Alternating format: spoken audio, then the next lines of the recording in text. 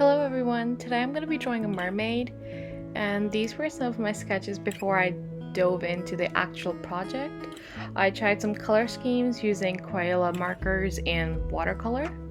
I tried hair types, skin tones, and the colors I wanted to use in my final artwork. This was the challenge. I'm basically supposed to draw this mermaid in my art style. There's some creative freedom as long as the picture you draw bears some resemblance to the picture they provided us. For this painting, I'll be using mixed media paper 300 GSM. This paper is thick enough to handle a lot of watercolor without any warping. I'll list all the supplies in the description below. The sketching process took me a bit of a long time since I don't really draw people in my artwork. If you follow me on Instagram, I usually draw landscapes or animals.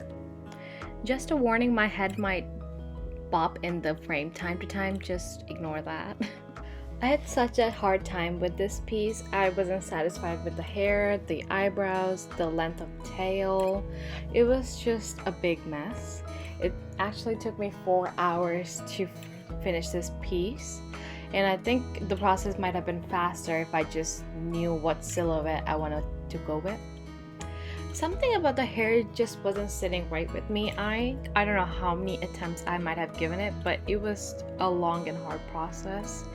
After a while, I realized that it didn't look right because I didn't have any hair on the shoulder. It just looked like flat. I moved on to the other parts of the painting, the hands, the shoulder, and I actually added a bikini top since I was changing the angle of the painting and I wanted to keep it PG, you know. At this point, I was pretty satisfied with my drawing, and I erased the pencil and I bent over with color pencil, so if I erase it further, the slight color of the pencil would show through and that wouldn't really interfere with my watercolor. Some of the pencil remained on the page, but that didn't really bother me since if it doesn't smudge with my eraser, it definitely wouldn't smudge with my watercolor.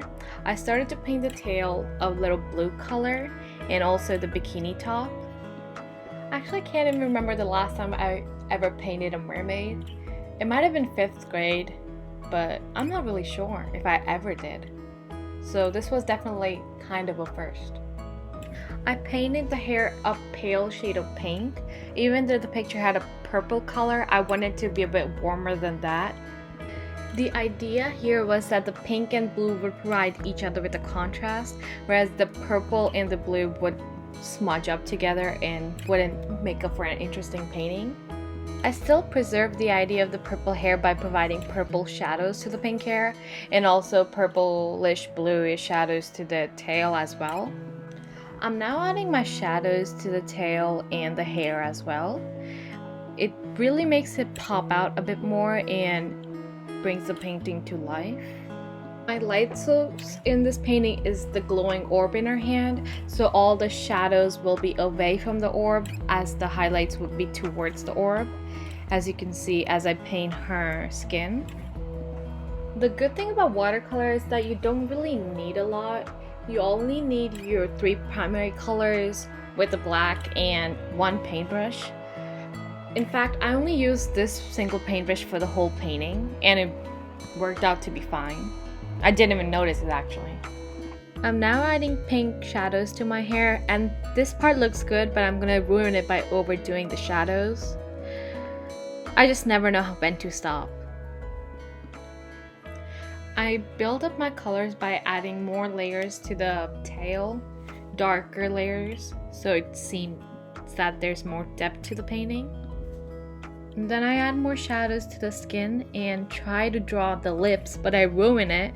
Like, oh my god, look at those lips. They were so big, like Kylie Jenner lips big.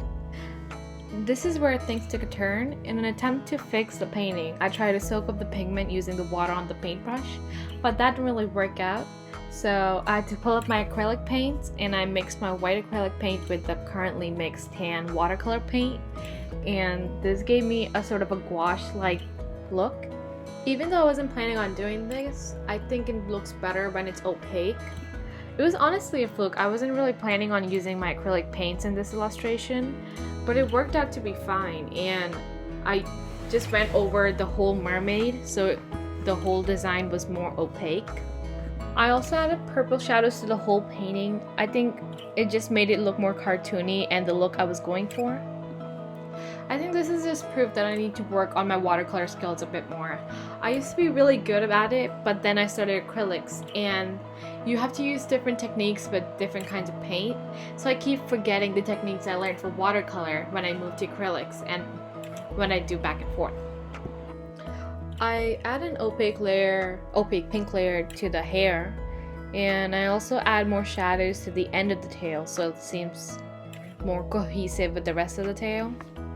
I hope that makes sense. I'm not trying to brag, but I'm really surprised on how this painting turned out, especially because how long it took me to make. I really didn't think it was going to turn out this way.